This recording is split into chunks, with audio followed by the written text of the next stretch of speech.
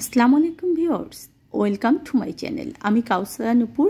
আজকে একেবারে পারফেক্ট রেসিপিতে কিভাবে কলিজা এবং ফ্যাপড়া রান্না করতে হয় সেটা দেখাবো। কলিজা কিভাবে পরিষ্কার করতে হবে তার একেবারে সহজ প্রসেস আমি দেখাবো, এবং কলিজায় যে তেতো ভাব যে থাকে, কলিজায় একটা গন্ধ থাকে, সেগুলো কিচ্ছু থাকবে না এভাবে রান্না করলে। আসুন দেখে আসি। আমি এখানে দেখুন যে 1 কিলো পরিমাণ কলিজা এবং হাফ কিলো পরিমাণ ফ্যাপড়া, যেটাকে লাঙ্ক বলে, সেটাকে একদম সিদ্ধ করে পরিষ্কার করে নিয়েছি। আর কলিজা কিভাবে পরিষ্কার করতে হবে তার ভিডিও কিন্তু আমার চ্যানেলে দেওয়া রয়েছে, আপনারা ঠিক সে অনুযায়ী কলিজাটা পরিষ্কার করে নেবেন। ডেসক্রিপশন বক্সে আমি এটার লিঙ্ক দিয়ে দেবো। এখন চলুন রান্না করতে চলে যাই। একটা প্যান উঠিয়ে দিয়ে সেখানে আমি 1 কাপ পরিমাণ সয়াবিন তেল দিয়ে দিচ্ছি। যেহেতু আমি আজকে 1.5 কিলো পরিমাণ কলিজা রান্না করব, তাই 1 কাপ পরিমাণ তেল কিন্তু আমার লাগবে। আর এখানে আমি 1 কাপ পরিমাণ পেঁয়াজ কুচি দিয়ে দিচ্ছি, আর এই পেঁয়াজ কুচিটাকে আমি হালকা ব্রাউন করে তারপরে ফিরে আসবো। পেঁয়াজগুলো যখন দেখবেন যে এরকম হালকা ব্রাউন হয়ে যাবে, তখন এর মধ্যে ফার্স্ট আমরা দিয়ে দেবো হলুদ গুঁড়ো। কারণ আমি আমার সব রান্নাতেই কিন্তু আপনাদেরকে বলি যে হলুদ গুঁড়ো দিলে, মশলা তেলের মধ্যে দিলে আর ছিটকে গায়ে আসবে না। আমি এখানে 1 চা চামচ এবং হাফ চা চামচ মানে 1.5 চা চামচের মতো হলুদ দিয়ে দিলাম। আর আমি দেখুন যে 2টো তেজপাতা, 3-4 টুকরো দারচিনি, 3-4 টুকরো দেখুন যে বড় এলাচ এবং 5 থেকে 6টি ছোট এলাচ, আর লবঙ্গ দিয়ে দিলাম 7-8টি। দিয়ে এভাবে দেখুন যে জাস্ট একটু একটা নাড়াচাড়া দিয়ে নিয়েছি। এখন এর মধ্যে আমি ব্যবহার করব 2 টেবিল চামচ ভর্তি করে রসুন বাটা এবং 2 টেবিল চামচ ভর্তি করে আদা বাটা।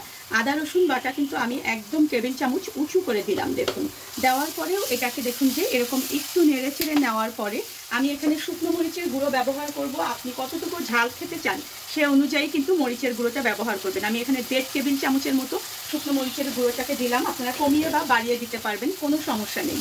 এখন এটাকে একটু নেড়ে চেড়ে নেবেন। তেলের মধ্যে মশলাটা যখন এরকম একটু নেড়ে চেড়ে নেওয়া যায়, তাহলে মশলার কাঁচা যে একটা গন্ধ থাকে সেই গন্ধটা কিন্তু একদম চলে যায়। এখন এর মধ্যে আমি হাফ কাপ পরিমাণ পানি দিয়ে দিচ্ছি মশলাটাকে কষানোর জন্য। আর আমি লবণ দিয়ে দিলাম এখানে 1.5 টেবিল চামচ পরিমাণ। পরবর্তীতে আমি চেখে দেখে আবার লবণ দেব।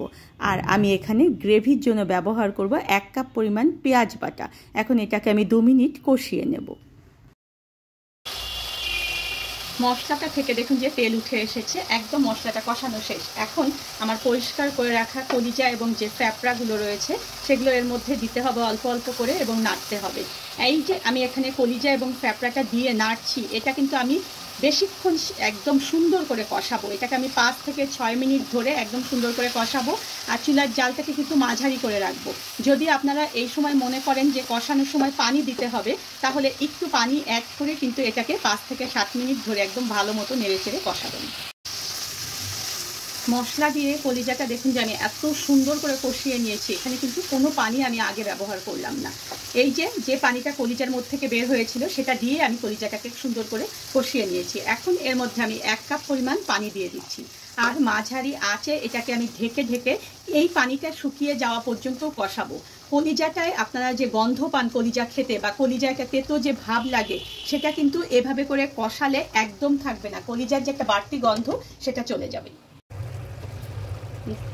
পুরো দেখুন যে আমি সুন্দর মতো কষিয়ে নিয়েছি। এটা কিন্তু একদম কালার চেঞ্জ হয়ে গিয়েছে। দেখুন একদম মশলার কালারটা চেঞ্জ হয়ে একদম আমার যে কলিজাগুলো সেগুলো কিন্তু প্রায় সিদ্ধ হয়ে গিয়েছে।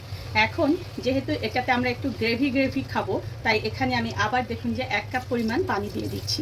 আর এটাকে আমি আবার ঢেকে রাখবো 7 থেকে 8 মিনিট, তারপরে আমি ফিরে আসবো। এখন এর মধ্যে আমি দিয়ে দেবো হচ্ছে 1 চা চামচ পরিমাণ জিরের গুঁড়ো। জিরাটা অবশ্যই কিন্তু ভেজে নিতে হবে। আর 1 চা চামচ পরিমাণ ধনিয়ার গুঁড়ো। ধনিয়াটাও ভেজে তারপরে গুঁড়ো করে নিতে হবে। আর আমার চ্যানেলে দেখবেন যে কিভাবে গরম মশলা তৈরি করতে হবে, জাদুকরি 3 মশলার ভিডিও রয়েছে, আমি ডেসক্রিপশন বক্সে লিঙ্ক দিয়ে দেবো। সেখান থেকে 1 টেবিল চামচ পরিমাণ দেখুন যে আমি এখানে গরম মশলার গুঁড়ো দিয়ে দিলাম। এখন অল্প আঁচে আমি এটাকে ঢেকে রাখবো 5 থেকে 6 মিনিট। রান্না কিন্তু আমার দেখুন যে একদম শেষ। দেখুন উপরে তেল ভেসে উঠেছে, আর এটা গ্রেভিটা কিন্তু একদম সুন্দর একটা গ্রেভি হয়েছে। এর চেয়ে যদি এটাকে আমরা ঝোল কমিয়ে ফেলি তাহলে কিন্তু এটা ঠান্ডা হওয়ার পরে আরও ড্রাই হয়ে যাবে। তাই এই অবস্থায় এসেই এটাকে আমরা ঢেকে রেখে দেবো 5 মিনিট, এবং 5 মিনিট পরে এটাকে আমরা পরিবেশন করব। এখন এটা রুটি, পরোটা, গরম ভাত, খিচুড়ি বা পোলাও যে কোনো কিছুর সঙ্গে খেতেই কিন্তু খুব মজা। যেহেতু ফ্যাপড়াটা খালি খেতে ভালো লাগে না, তাই কলিজার সঙ্গে যদি আমরা এভাবে রান্না করি তাহলে কিন্তু ফ্যাপড়াটা খেতে অনেক ভালো লাগে। আর এভাবে করে সবাই রান্না করে দেখবেন যে কেমন লাগে। ধন্যবাদ সবাইকে আমার সঙ্গে থাকার জন্য। আর আমার পরবর্তীতে আরও নতুন কোনো ভিডিও পেতে হলে প্লিজ আমার চ্যানেলটা সাবস্ক্রাইব করে পাশেই থাকবেন।